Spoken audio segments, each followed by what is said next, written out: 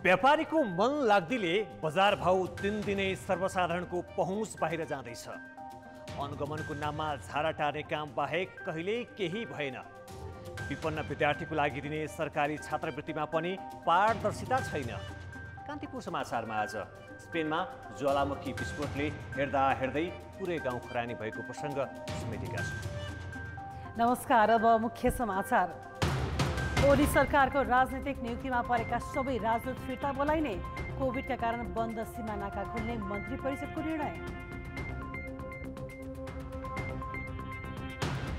राजनीतिक नियुक्तिबाट गरिएका सबै राजदूतहरूलाई फिर्ता बोलाइने। वार्षिक 4 अर्बको सरकारी छात्रवृत्तिमा पहुँचवालाको रजगज, सूचना र वितरण प्रणाली न्यायसङ्गत नहुँदा लक्षित समुदाय नै बेखबर, सरकारी पैसामा डाक्टर बनेकाहरू पनि नेपाल बस्दैनन्। चाडबाडको बहानामा अचाकले मूल्य वृद्धि, निम्न र मध्यम वर्गलाई हातमुख जोड्नै मुस्किल, भन्सारदेखि उपभोक्तासम्म आइपुग्दा 7 तहसम्म कमिसन। स्पेनको ला पाल्मा टापुमा 50 वर्षपछि फेरि ज्वालामुखी विस्फोट, सयौं घर जलेर ध्वस्त, स्थानीय भने सुरक्षित।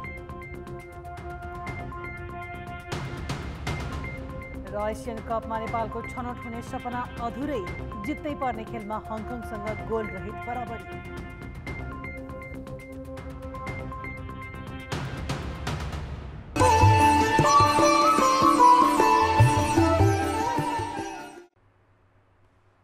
सरकारले राजनीतिक रूपमा नियुक्त गरिएका सबै राजदूतहरूलाई फिर्ता बोलाउने निर्णय गरेको छ।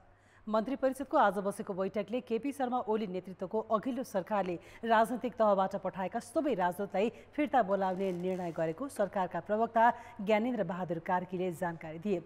यो निर्णयसँगै छिमेकी भारतबाट निलाम्बर आचार्य, चीनबाट महेन्द्र पाण्डे, संयुक्त राज्य अमेरिकाबाट युवराज कतिवडा र बेलायतका राजदूत लोकदर्शन रेग्मी फिर्ता हुनेछन्। यस्तै ओमानबाट शर्मिला ढकाल, इजरायलबाट अन्जान साक्य, कतारका नारायण मुनि भारद्वाज, स्पेनका दावा शेर्पा, दक्षिण अफ्रिकाका निर्मल विश्वकर्मा, मलेसियाका उदयराज पाण्डे, बङ्गलादेशका वंशीधर मिश्रलाई पनि सरकारले फिर्ता बोलाएको छ। राजनीतिक नियुक्तिबाट गरिएका सबै राजदूतहरूलाई फिर्ता बोलाइने। कर्णाली कोरिडोर अन्तर्गत सल्ली सल्ला सिमीकोट खण्डको दुल्ली कुनादेखि लाली बगर सडक खण्डको 7 किमि र लैफू बद्री गाउँदेखि हुक्का खोलासम्म 13.5 किमि सडक खण्डको ट्र्याक निर्माण कार्य नेपाली सेनाबाट गराउन स्वीकृति प्रदान गर्यो। फिर्ता हुनेमा जापानकी राजदूत तथा राप्रपा नेत्री प्रतिभा राणा पनि परेकी छन्। राणा प्रधानमन्त्री शेरबहादुर देउवाकी सासू हुन्। उनलाई ओली सरकारमा आउनु अघिको कांग्रेस र माओवादीको गठबन्धन सरकारले राजदूत नियुक्त गरेको थियो। यस्तै मन्त्री परिषदको बैठकले कोभिड-19 व्यवस्थापन आदेश जारी गर्दै सबै सीमा नाका खुल्ला गर्ने निर्णय गरेको छ। केपी शर्मा ओलीको कार्यकालबाट पार्टी एकतादेखि विभाजनसम्मको उथुल-पुथुल बेहोरेको नेकपा एमालेमा 10औं महाधिवेशनबाट पनि उनी ओली दोहोरिने संकेत देखा परेको छ। आफ्नो गुटमा उनीसँग टक्कर लिन कोही तयार देखिन्नन् भने प्रतिस्पर्धी माधव नेपालले पार्टी छाडेपछि त्यो समूहमा नेताहरू पनि ओलीलाई चुनौती दिँदा पार नलाग्ने बुझेका छन्। बरु एमालेमा ओलीलाई नै पार्टी ठान्ने पद्धति हाबी देखिन्छ। एमाले अध्यक्ष ओलीले आफू निकटका नेताहरूसँग बिथोलिएको पार्टीलाई लयमा ल्याउन आफू फेरि पनि नेतृत्वमा रहनुपर्ने भन्न थालिसकेका छन्। हुन पनि समकक्षी माधव कुमार नेपाल बाहिरिएपछि एमालेमा ओलीसँग राजनीतिक रूपमा जुझ्ने नेताहरू नै देखिन्नन्। केही साता अघि आफू अध्यक्ष बन्न चाहेको कुरा महासचिव ईश्वर पोखरेलको मुखबाट नफुत्केको होइन, तर आन्तरिक माहौल बनाउन थाले पनि पोखरेलले ओलीको आशीर्वाद बिना त्यो सम्भव छैन भन्ने बुझेका छन्। ओली नदोरिए मात्रै उनी प्रत्याशी हुन सक्छन्। म त 2 चोटि निर्वाचित भएको महासचिव होइन त, अब म तेस्रो पटक महासचिव हुने होइन। एक अब अर्को के हो भन्नु होला भने यो दाबी प्रतिदाबीको कुरा होइन। हामीले परिस्थितिको आवश्यकताको र देशभरिका कार्यकर्ताको चाहना के हो त्यसमा आधारित भएर चल्नु पर्यो। नेतृत्वका आकाङ्क्षी भए पनि महाधिवेशनमा ओलीसँग टक्कर गर्ने आँट उनकै समूहका अरू नेताले पनि गर्ने देखिन्न। अर्को खेमाका उपाध्यक्ष भीम रावल र अष्टलक्ष्मी साक्यदेखि उपमहासचिव घनश्याम भुषालको सम्भावना क्षीण छ। ओलीकै छत्रछायामा राजनीति गर्दै आएकालाई त झन् उनलाई चिड्याए भविष्य अन्धकार हुने भय देखिन्छ। अहिले नै यस्तै भन्ने छैन, तर महत्त्वपूर्ण घटनाक्रमहरू हामी देखिरहेका छौँ। हाम्रोमा अहिले नै को अध्यक्ष बन्ने, कसले कुन ठाउँमा उम्मेदवारी दिने जस्ता कुराहरू सुरु भइसकेका छैनन्। अध्यक्ष ओलीको कार्यशैली अहंकारी र अलोकतान्त्रिक भएको भन्दै उनी सचिने सम्भावना सकिएको भन्नेहरूले दोस्रो पदमा मोलतोल गरे पनि नेतृत्वमा प्रतिस्पर्धा नगर्ने करिब पक्का छ। ओलीले अध्यक्ष मात्रै निर्वाचित गर्ने प्रस्ताव गर्दा चुपचाप स्वीकार्ने केन्द्रका नेता र बा जिन्दाबाद भन्ने कार्यकर्ता पंक्तिको कार्यशैलीले पनि एमालेमा ओलीले जे चाहन्छन् त्यही हुन्छ भन्ने बुझ्न कठिन छैन।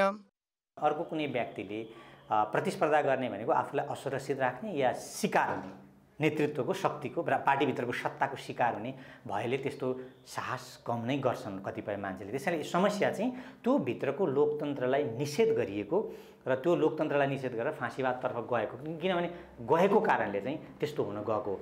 लोकतान्त्रिक प्रणालीमा व्यक्ति भन्दा विधि मुख्य हुन्छ, तर नेतृत्वमा पुगेपछि आफू नै सर्वेसर्वा हुने र अरूले पनि फेरो समातेर मात्रै अघि बढ्न खोज्ने प्रवृत्ति नेपाली राजनीतिमा परम्परा नै बनेको छ। एमालेको नेतृत्व पंक्तिमा देखिएको त्यही प्रवृत्तिले पनि ओलीलाई अरूले टक्कर दिन निकै कठिन छ। 14औं महाधिवेशन नजिकै गर्दा सत्तारूढ नेपाली कांग्रेसको युवा पुस्तामा उत्साह देखिएको छ। क्रियाशील सदस्यता र वडा अधिवेशनबाट चुनिएका नयाँ पुस्ताको उपस्थितिले केन्द्रीय पदाधिकारीमा उम्मेदवारी दिने युवा नेताहरूको संख्या पनि बढ्दो छ। कांग्रेसमा पहिलो पुस्ताका 70 वर्ष काटेका सभापति शेरबहादुर देउबा, वरिष्ठ नेता रामचन्द्र पौडेलदेखि दोस्रो पुस्ताका उपसभापति विमलेन्द्र निधि, महामन्त्री शशाङ्क कोइराला हुँदै प्रकाश मानसिंह, केशवप्रसाद सिटौला र शेखर कोइराला लगायतसम्मले सभापतिमै दाबी गरिरहेका छन्। युवा पंक्तिबाट कल्याण गुरुङले मात्र सभापतिमा उम्मेदवारी घोषणा गरेका छन्। तर दोस्रो तहमा उपसभापतिदेखि सहमहामन्त्रीसम्म युवा पुस्ताको उम्मेदवारी लाइन लामै छ। नयाँ पुस्ताहरू नै हामीले देखिरहेका छौँ र युवाहरूको अहिले तल्लो निकायदेखि माथिसम्म जाँदै गर्दा मलाई लाग्छ 40% युवा शक्तिहरू चाहिँ अहिले यो निर्णायक तहमा पुग्ने हामीले महसुस गरिरहेका छौँ। कांग्रेसको दृष्टिकोणलाई जनमुखी बनाउनका लागि र नेपाली कांग्रेसभित्रका आन्तरिक समस्याहरूलाई समाधान गर्दै कांग्रेस पार्टीलाई मजबुत र प्रभावकारी ढङ्गले अगाडि लिएर जानका निम्ति मेरो उम्मेदवारी हुन्छ। अहिलेसम्म गगन थापा, विश्वप्रकाश शर्मा लगायतका युवा नेताले महामन्त्रीमा उठ्ने घोषणा गरिसकेका छन्। केन्द्रीय समितिका थप युवाहरू पदाधिकारीकै तयारीमा छन्। विधानमा 8 सहमहामन्त्री समावेशी भएपछि केन्द्रीय समिति बाहिरका नेताहरूलाई पनि पदाधिकारी उठ्न सजिलो भएको छ। फर्स्ट लिडरसिपको लागि खासै तयारी कुनै युवाले गरेको जस्तो देखिएन। किन कामे हातहरू खुट्टाहरू किन कामे मलाई थाहा छैन, गर्नु पर्थ्यो, अब गरेको देखिएन। तर अरू फर्स्टभन्दा बाँकी लिडरसिप जो नेतृत्व तहका पदहरू छन् पदाधिकारी लेभलमा हामीहरूको जेनेरेसन नै आउँछ। उम्मेदवारी धेरैले घोषणा गरे पनि यो पुस्ताले सामूहिक पहल भने गरेको छैन। गुटगत पक्षधर्ताले एउटै पदमा उही उमेर समूहका धेरै उम्मेदवार हुने सम्भावना पनि उत्तिकै छ। मिलेर जानुपर्ने, एकजुटबाट जानुपर्ने त्यो नदेखेको हुनाले केन्द्र कार्य समितिमा युवाहरू वा नयाँ पुस्ताको राम्रो प्रस्तुत होला भन्ने कुरामा चाहिँ शङ्का गर्न सकिन्छ, विश्वास गर्न सकिन्छ। पहिलो र दोस्रो पुस्ताका धेरै नेता सभापतिमा भिड्न खोज्दा आफ्नो स्थान सुरक्षित देखेर पनि युवा पुस्ताले त्यसपछिको पद रोजेको देखिन्छ। तर नेतृत्वमा युवा पंक्ति पुग्न सक्यो भने कांग्रेसको पुस्तान्तरण टाढा छैन। कान्तिपुर समाचारका लागि जिल्ला सहकर्मीहरूका साथ डीपी उपाध्याय, काठमाडौँ। सर्वोच्च अदालतले नेकपा एमालेका अध्यक्ष केपी शर्मा ओलीले दायर गरेको मुद्दामा निर्णयको सक्कल कागजात मगाउन आदेश दिएको छ। एमाले अध्यक्ष ओलीले आफूले कारबाही गरेका एमालेका 14 जना सांसद र लुम्बिनी प्रदेशसभाका 2 जना सदस्यलाई पदमुक्त गर्न माग गर्दै सर्वोच्चमा रिट दायर गरेका थिए। आज सुनवाई गर्दै न्यायाधीश दीपक कुमार कार्की र कुमार चुडालको संयुक्त इजलासले दल दर्ता प्रतिनिधि सभाका सभामुख तथा लुम्बिनी प्रदेशसभाका सभामुखले गरेका निर्णयको सक्कल कागजात झिकाउन आदेश दिएको छ। 14 सांसदलाई साउन 25 गते कारबाही गरेको एमालेले निर्णय कार्यान्वयन गराउन भदौ 1 गते संसद सचिवालयमा पत्र बुझाएको थियो। तर सभामुख अग्नि सापकोटाले निर्वाचन आयोगले दल दर्ता गरेपछि मात्रै निर्णय लिएका थिए।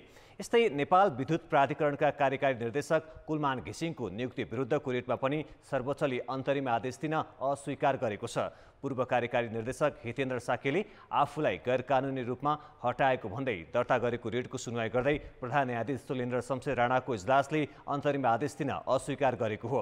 आदेशमा साकेलाई पदबाट नहटाइएकाले अन्तरिम आदेश दिन नपरेको उल्लेख छ।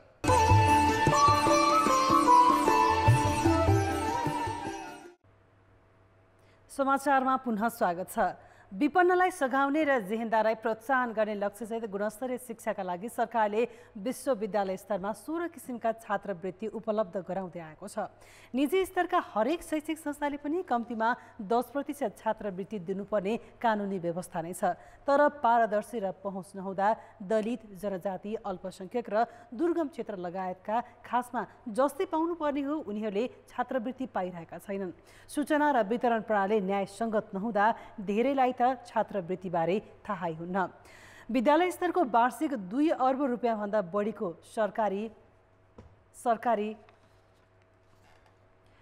सरकारी छात्रवृत्ति टाठाबाट र पहुँच हुनेको कब्जामा छ। विद्यालय तहमा 70 लाख बालबालिका अध्ययनरत छन्। सामुदायिक र निजी विद्यालयमा पढ्ने गरिब, विपन्न, जेहेन्दार, जनजाति, अपाङ्ग, मधेसी, मुस्लिम सहितका छोराछोरी, छात्रा लगायत विद्यार्थीका लागि 10% छात्रवृत्ति उपलब्ध गराउनु पर्ने कानुनी व्यवस्था छ। सामुदायिक विद्यालयले 400 देखि 24,000 रुपियाँसम्म लक्षित विद्यार्थीलाई छात्रवृत्ति उपलब्ध गराउँदै आएका छन्। तर कोभिडका कारण सामुदायिक र निजी विद्यालयमा अध्ययनरत धेरै विद्यार्थी छात्रवृत्तिबाटै वञ्चित भए। सरकारले विद्यालय शिक्षामा मात्र 2 अर्ब रुपियाँभन्दा बढी छात्रवृत्ति वितरण गर्दै आएको छ।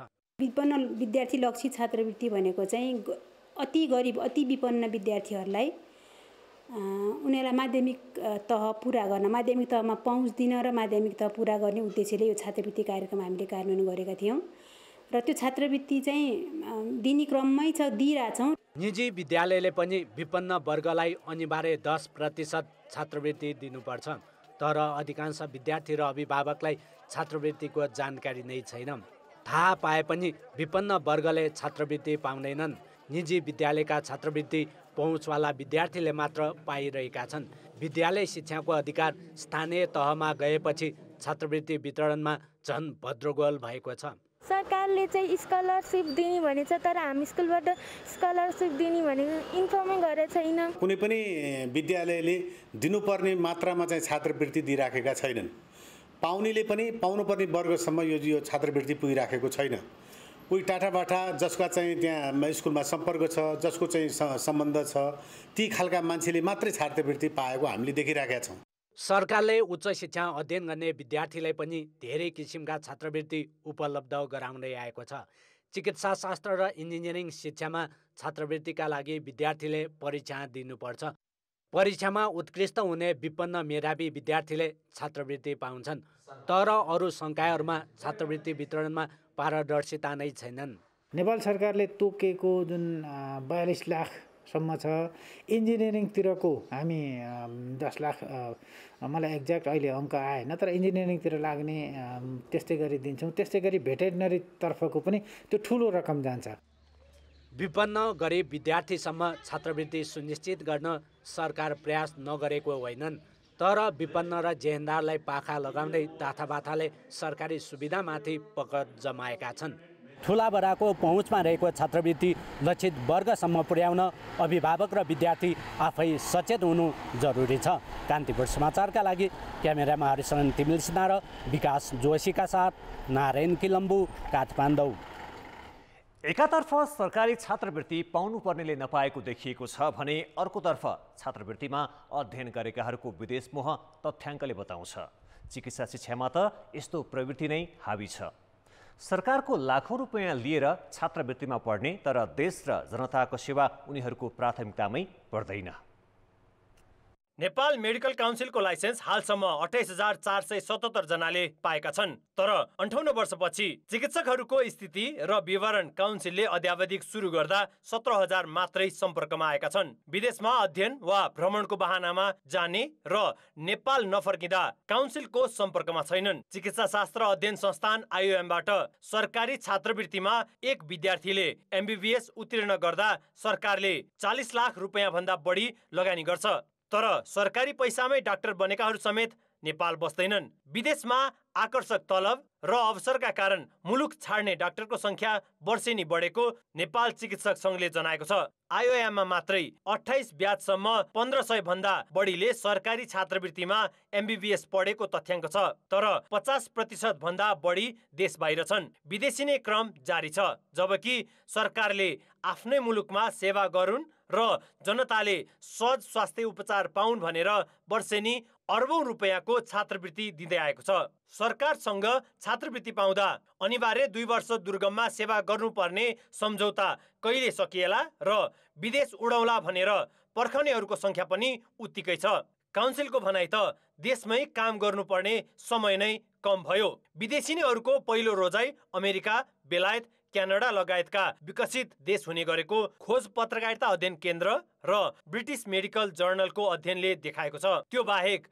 5 वटा स्वायत्त चिकित्सा विज्ञान अध्ययन प्रतिष्ठानमा अध्ययन गर्ने चिकित्सक पनि नेपालमा नरहेकोले नै 12,000 भन्दा बढीले काउन्सिलको लाइसेन्स अध्यावधि गर्न आएका छैनन्। यसले के देखाउँछ भने सरकारले छात्रवृत्तिमा वर्षेनी खर्च गर्ने अर्बौं रुपैयाँ मुलुकका लागि उपयोग हुन सकेको छैन। कान्तिपुर समाचारका लागि सुबिन्द्र श्रेष्ठ, काठमाडौँ। अब जनताको आवाज हामीले आज 7 प्रदेशमा सोधेका छौँ। विद्यालयदेखि विश्वविद्यालय तहसम्म विद्यार्थीले पाउने छात्रवृत्ति कतिको पारदर्शी छ? जनताको आवाज। परिवारले लगेर त्यसलाई चाहिँ उसको शैक्षिक उन्नयनमा भन्दा पनि अरू आफ्नो आन्तरिक कुरामा खर्च गर्ने खालको चाहिँ विद्यालयहरूमा त्यसले गर्दा अलिकति दुरुपयोग भएको हो कि? राम्रो विद्यार्थीहरूले चाहिँ पढ्नको लागि एकदमै त्यहाँनिर चाहिँ ठाउँ नपाएको हो कि स्कलरसिपमा कति विनियोजन गरिएको थियो त भन्ने कुराको जानकारी त्यसको सम्बद्ध सरकारवालालाई चाहिँ हुँदैन। असहाय अनि जेहेन्दार छ, कोही ठाउँमा त्यस्तो नपाएको पनि देखिन्छ। दलीय वर्गको हिसाबमा चाहिँ पारदर्शी भइरहेको छैन। अलिकति सोर्स लाग्ने विद्यार्थीहरू जो पढाइमा अब्बल छैनन् त्यस्ता विद्यार्थीहरूलाई चाहिँ छात्रवृत्ति प्रदान गरिरहेको अवस्था छ। युनिभर्सिटीहरूमा हुन्छ तर हामीले सुने पनि यो पाइरहेका चाहिँ छैनौँ। नेताका आफन्तहरूले भाइ भतिजाहरूले पाएका हुन्छन्। छात्रवृत्ति पाउनुमा 70% चाहिँ पारदर्शी छ होला जस्तो लाग्छ र 30% चाहिँ सोचफोच लगाउनै पर्ने हुन्छ। टुरा भएका बच्चाहरूको लागि छात्रवृत्तिको कुनै सदुपयोग भएको छैन। हुने खाने वर्गले पाएको छ। चिनजानेकोलाई त्यस्तोलाई दिएको जस्तो लाग्छ। युनिभर्सिटी ट्यु लेभलको छात्रवृत्तिमा पहुँचको आधारमा सङ्गठनको आधारमा मात्रै पाइएको छ।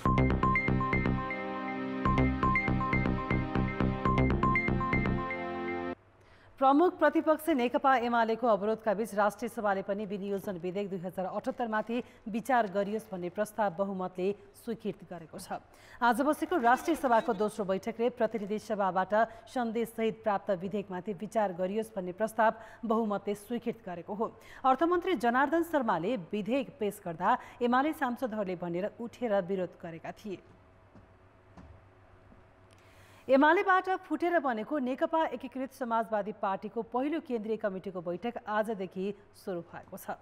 केन्द्रीय समिति बैठकले पार्टीको आगामी राजनैतिक कार्यदिशा, नेताहरूको कार्य जिम्मेवारी र संगठन विस्तार लगायतका विषयमा निर्णय लिनेछ। बैठकमा पार्टी अध्यक्ष माधव कुमार नेपालले प्रस्तुत गरेको प्रतिवेदनमा केन्द्रीय सदस्यले धारणा राख्ने क्रम जारी छ। बैठकलाई सम्बोधन गरेका अध्यक्ष नेपालले 5 दलीय गठबन्धनले प्रतिगमनलाई पराजित गरिसकेको भन्दै अब छिट्टै प्रदेश 1 र बागमती पनि एमालेलाई विस्थापित गरेर आफ्नो पार्टीको नेतृत्वमा सरकार बन्ने दाबी गरे।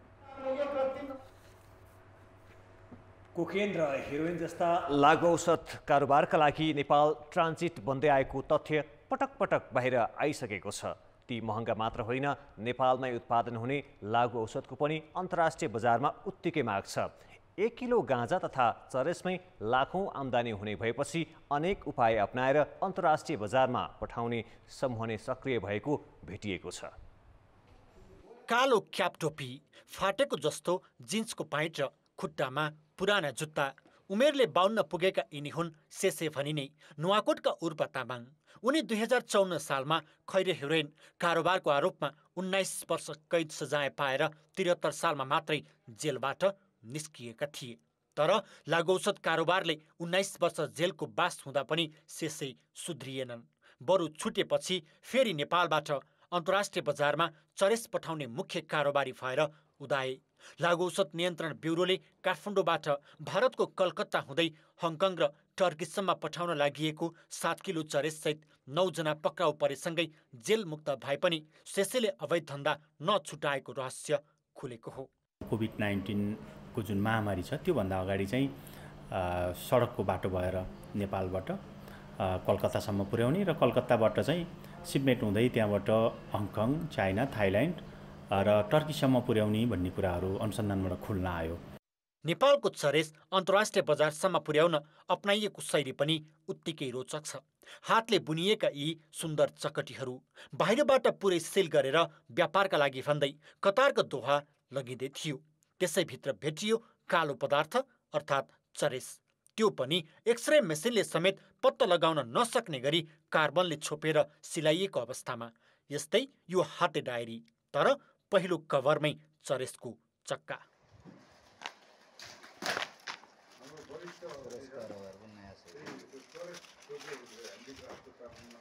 नेपालबाट जाने चरेसको मुख्य बजार हङकङ हो।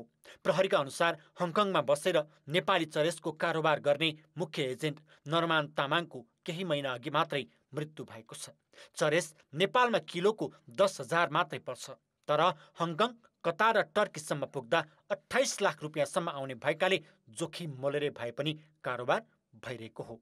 यिनीहरूले उहाँ हङकङमा कुन व्यक्तिलाई जाने त्यो व्यक्ति मात्र चिन्छ, त्योभन्दा माथिल्लो लेयरलाई चिन्दैन।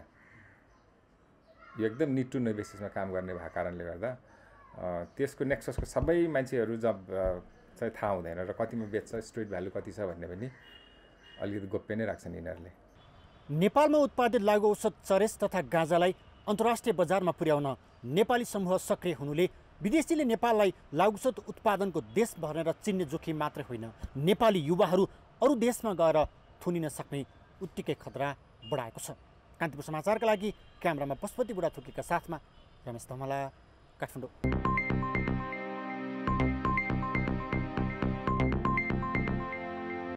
दसैँ नजिकै गर्दा बजार भाउ छोइ नसक्नु छ। चाडबाडको मौका छोपेर व्यापारीहरूले दैनिक उपभोग्य वस्तुको मूल्य समग्रमा 30% बढाए पनि सरकारी निकाय थाहै नपाए जस्तो गरिरहेको छ। निम्न र मध्यम वर्गका उपभोक्ता मूल्य वृद्धिको मारमा सबैभन्दा बढी पर्दा समेत सरकारी समेत र मन्त्री नभएको बहानामा चुपचाप छ।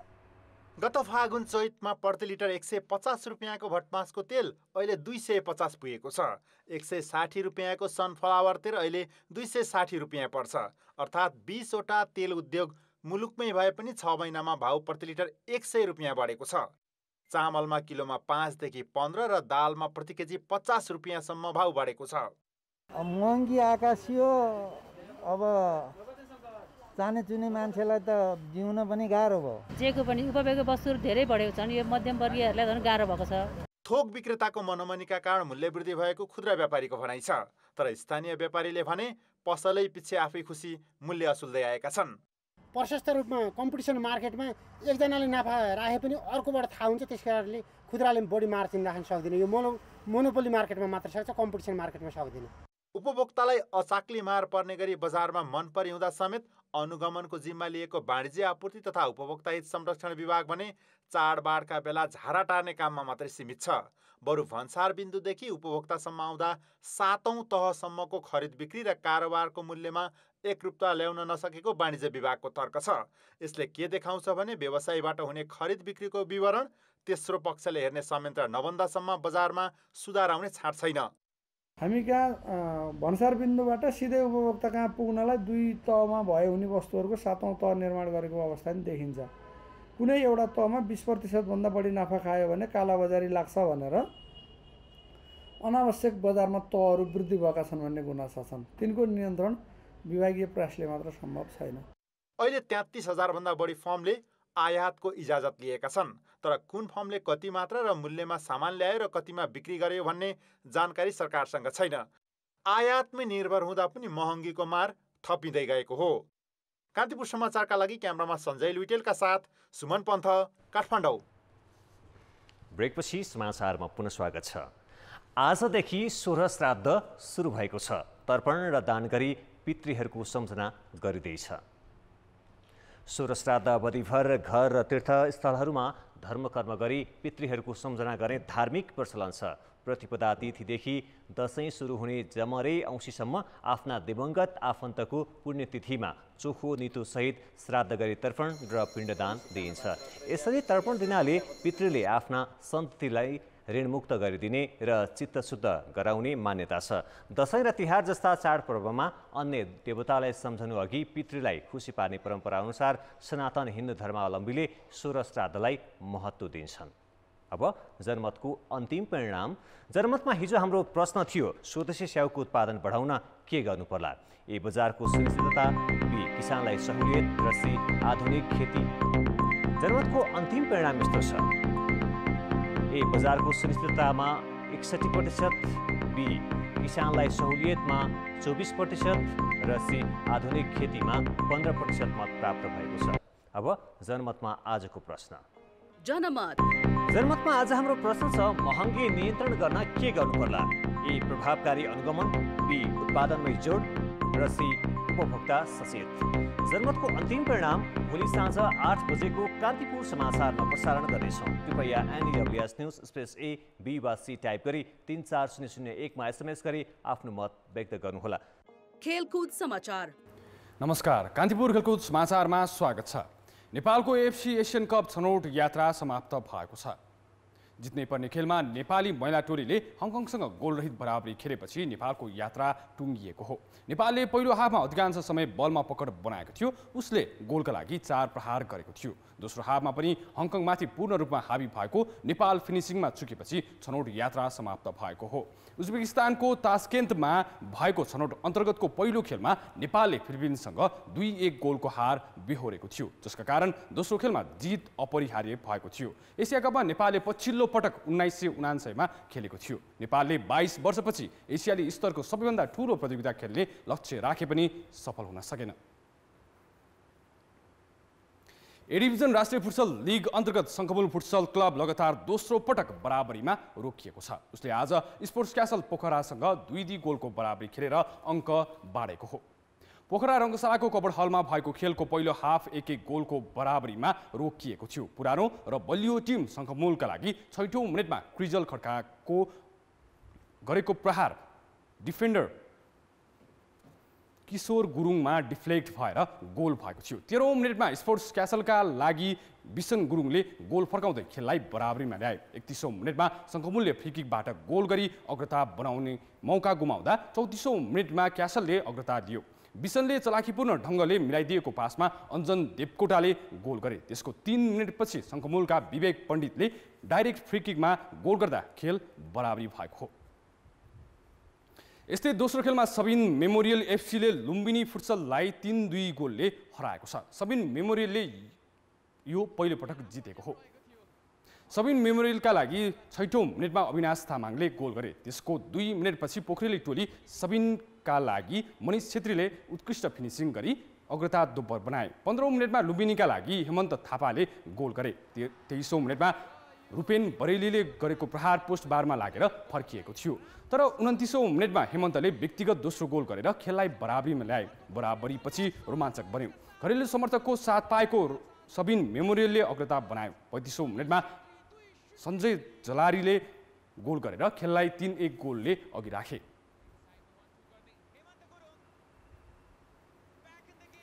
ढुकु फुटसल हबले पहिलो जित हात पारेको छ। आजको अन्तिम खेलमा उसले फुटसल 5 धरानलाई 5-3 गोलले हराएको हो। खेलको दोस्रो मिनेटमै 1 भर्सेस 1 मा ढुकु फुटसलका लागि अमित तामाङले गोल गरे। 6औं मिनेटमा सरोज तामाङले काउन्टर अट्याकमा गोल गरेर खेललाई बराबरीमा ल्याए। 26औं मिनेटमा फुटसल 5 का लागि प्रवेश जोशीले गोल गरे। 32औं मिनेटमा खेल बराबरीमा आयो, तर 34औं मिनेटमा रञ्जित गुरुङले प्रवेशको पासमा 1 भर्सेस 1 मा गोल गरेर फुटसल 5 लाई फेरि अघि बढाए। 37औं मिनेटमा विक्रान्तले गरेको प्रहार पुनः बारमा लाग्यो। त्यसैबेला सन्दीप कार्कीले सुन्दर फिनिसिङ गरेर फुटसल 5 को अग्रतालाई दोब्बर बनाए। 3 मिनेट मात्र बाँकी रहँदा प्रवेशले व्यक्तिगत दोस्रो गोल गरी फुटसल 5 लाई 5-2 गोलले अघि राखे। अन्तिम मिनेटमा अभयले गोल गरे, तर टिमको हार भने टार्न सकेनन्। यो सँगै खेलबाट 4 अङ्क बनाएको फुटसल 5 तेस्रो स्थानमा उक्लेको छ। 100% जित निकालेको द राइजिङ क्लब शीर्ष स्थानमा रहेको छ भने दोस्रो स्थानको स्पोर्ट्स क्यासलको 4 अङ्क छ। राष्ट्रिय क्रिकेट टिमका कप्तान ज्ञानेन्द्र मल्लले विश्वकप क्रिकेट लिग 2 अन्तर्गत त्रिकोणात्मक सिरिजमा युवा खेलाडीको प्रदर्शन उच्च रहेको बताएका छन्। ओमान सिरिज सकाएर नेपाल फर्किएको क्रिकेट टोलीको बारेमा प्रतिक्रिया दिँदै कप्तान मल्लले युवा खेलाडीमा धेरै वर्षदेखि गरेको लगानी अहिले देखिएको बताएका छन्। उनीहरूको प्रदर्शनमा एकरूपता ल्याउन अझै धेरै प्रतिस्पर्धात्मक खेल तथा अन्तर्राष्ट्रिय एक्सपोजरमा ध्यान दिनुपर्ने उनको तर्क छ। सिरिजमा ओमान विरुद्ध 7 विकेटको ऐतिहासिक जित हात पार्नु विशेष रहेको उनको भनाइ छ। खुसी हुने कुरा त अब जस्तो यङ प्लेयर्सहरू जुन अब हामी पहिलेदेखि अब भनौँ न 1-2 वर्ष 2-3 वर्ष हामीले राखेर जुन उहाँहरूमाथि अब इन्भेस्टमेन्ट गरेका थियौँ होइन, आई थिङ्क त्यो रिजल्ट बिस्तारै देखिरहेछ भन्नुपर्छ होइन।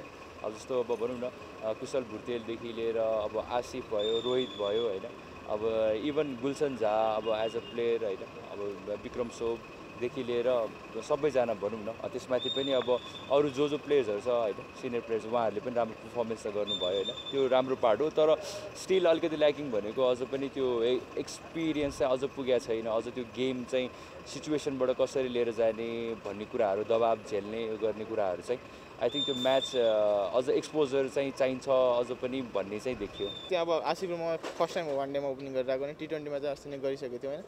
अब त्यस्तो केही पनि थिएन, एउटा रोल थियो टिममा होइन। अब जस्तो हाम्रो टिमले एउटा रोल दिएको थियो फ्रिडली खेल्ने भनेर होइन। अब त्यो चाहिँ अब हामी त्यही गरिरहेको थियौँ, अरू त केही थिएन। अब इन्डिभिजुअल पर्फर्मेन्स हेर्ने भने त्यति ठिक सेटिस्फाई चाहिँ छैन होइन, जसरी सोचेर गएको थिएन, तर राम्रो नै भयो भनौँ। राम्रै भयो भनौँ अब होइन। हेर्दाखेरि फर्स्ट बलमा जो विकेट पायो खुसी लाग्यो। अब त्यसमा चाहिँ होइन मेहनत गरिरहेको थियो, वर्क गरिरहेको थियो, त्यो अनुसार अलिकति फल पनि पाएँ। तर अझै राम्रो गर्न सक्थेँ र अझै आउने समयमा चाहिँ अझै राम्रो गर्छु भनेर चाहिँ अगाडि बढिरहेको छु। कान्तिपुर खेलकुद समाचार अहिलेलाई यति नै। अब मौसम सम्बन्धी जानकारी।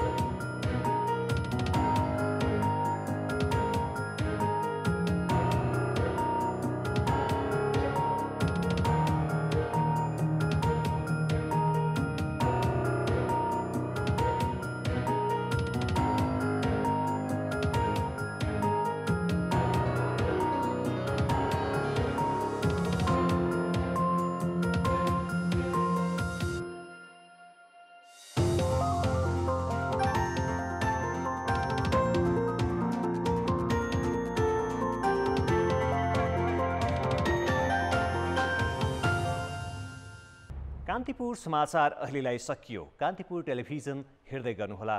नमस्ते।